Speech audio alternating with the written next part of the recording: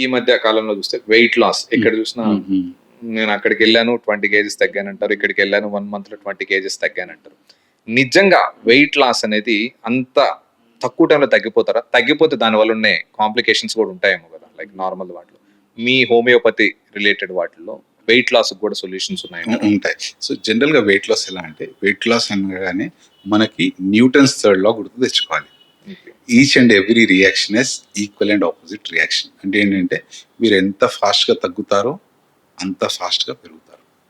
So ఇది ఒక proper diet, exercise schedule, దాంతోపాటు మెడిసిన్స్ ఏదో ఫర్ ఎగ్జాంపుల్ హోమియోపతి ఉండనియచ్చు, అలోపతి ఉండొచ్చు. ఒక 25-30% దీంట్లో మెడిసిన్స్ వర్క్ అవుతాయి. రిమైనింగ్ మీకు 40% డైట్ ఉంటుంది, 30% ఎక్సర్సైజ్ ఉంటుంది.